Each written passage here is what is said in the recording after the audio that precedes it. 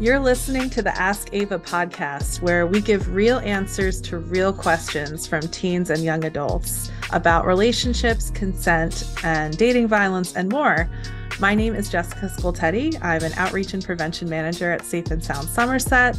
We're Somerset County, New Jersey's leading organization for sexual and domestic violence services and prevention. And we have free services for children, teens, and adults. So today we're joined by Safe and Sound Somerset volunteer Ella Blank, who goes to the University of Maryland. Hi, Ella. Thanks for being here today. Hi, thanks for having me. How are you? I'm good. How are you? Pretty good today, thanks.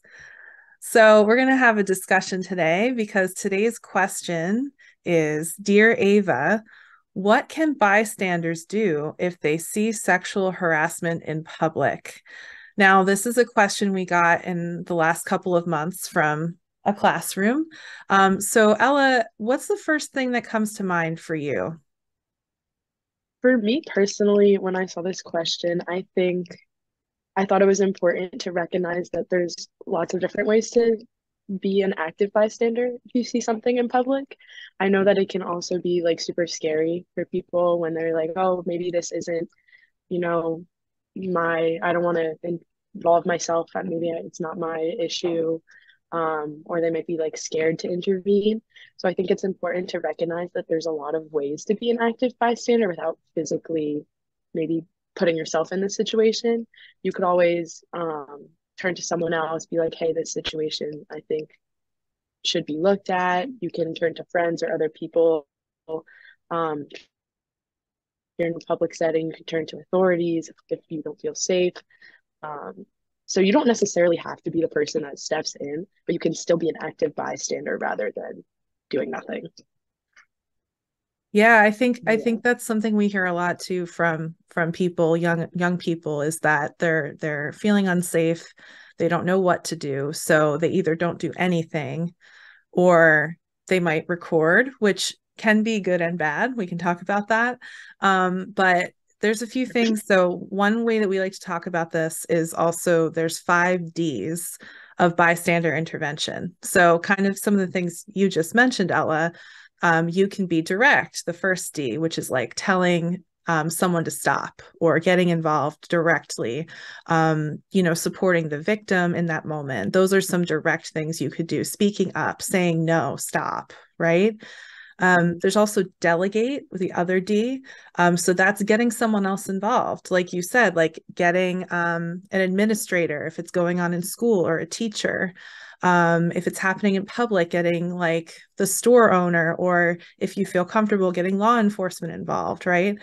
There's also delay. So that would be following up later. That's like contacting the victim, especially if they're a friend or family member or classmate, and saying, hey, I'm here to listen to you if you want to talk about what happened. How are you feeling? Right. There's also Mhm. distract, which is like in the moment, like look over there. And it diffuses the tension. So doing something to change the topic.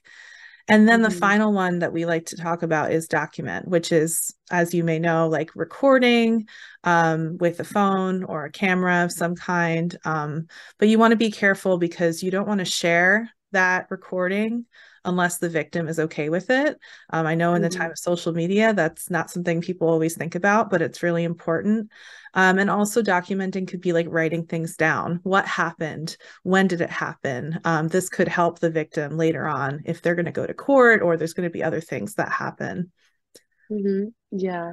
I think all of those are really great ways that you can be an active bystander, and they're all very different, um, depending on the situation. I think it's also super important to note that you don't have to wait till a situation escalates to step in. I think just always being aware of your surroundings, being aware of who's around you and making sure that they're comfortable is great. Like, Yeah. um, if you're in a conversation or someone, even if you're just in a group and someone seems uncomfortable, just kind of maybe like saying like, hey, do you want to like come grab food with me or grab a drink, and just make sure that like they're okay and they feel safe, I think is really important too, because then you could be just like aware of everything going on without necessarily waiting until it escalates to step in. That's a great point. And you actually made me think of somebody I know who was on public transportation and wasn't feeling safe. And somebody noticed that they were uncomfortable and actually just like walked over and sat down and said, "Hey, are you okay?" Like, and just started talking to them about something that was kind of random, like, oh, the weather. And that person told me that they automatically felt better because somebody noticed and they didn't feel like they had the power to do anything in that situation. Mhm. So yeah, I think you're right. Like nothing had actually happened yet, but that person noticed and they were aware of their surroundings and decided to do something.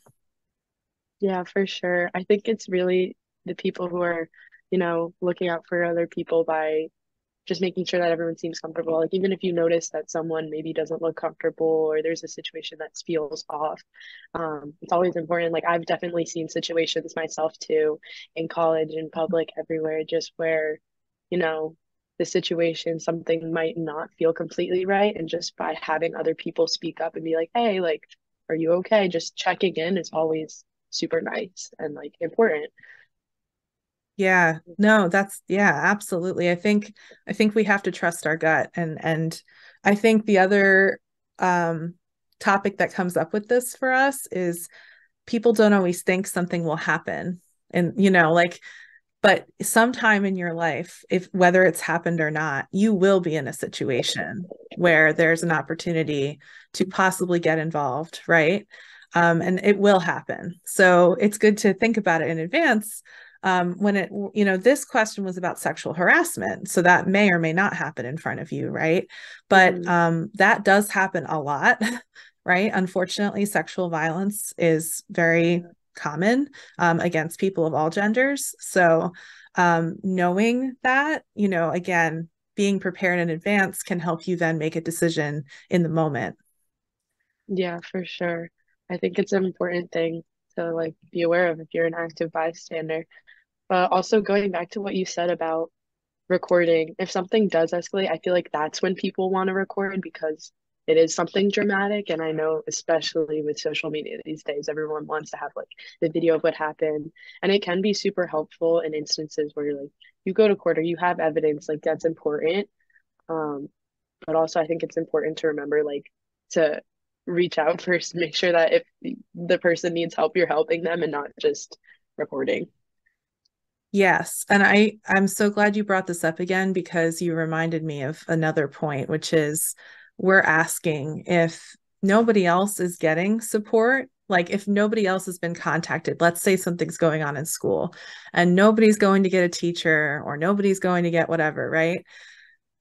Then like that needs to happen first before we start recording. Like For we need sure. to get somebody involved or there has to be some kind of diffusion of what's happening before people whip out their phones.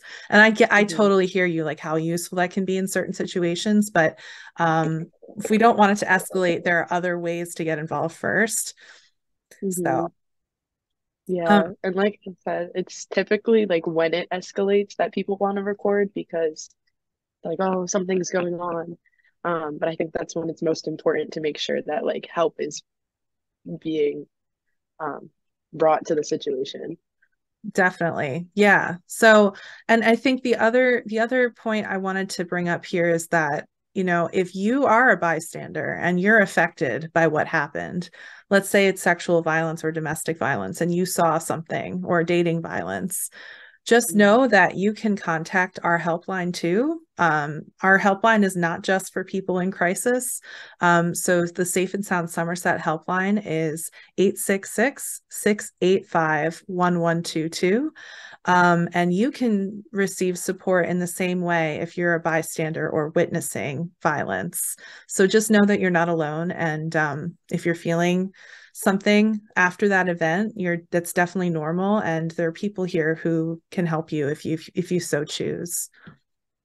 For sure. I think it's also important for bystanders to recognize that like it can be traumatic to witness something like that, or if you're aware of something and maybe the victim doesn't want you to necessarily reach out, which at the end of the day, it is their choice. That can be a Mhm. difficult position for someone to be in. And um, it's important to recognize that you are, um, what's good, you're allowed to feel like you want to talk to someone too if you personally are affected by something that you've seen or witnessed. Totally. Yeah, thanks, Ella. So I think for now we'll wrap up this question, but remember you can call or text us. The number is below on the screen, 866-685-1122. And, you know, when we all speak up and support survivors, we can make a change. So we encourage you to get involved if you feel safe. And if you don't feel safe, that's a good reminder to get somebody else involved. So thank you so much for being here, Ella. Of course. We'll see you soon.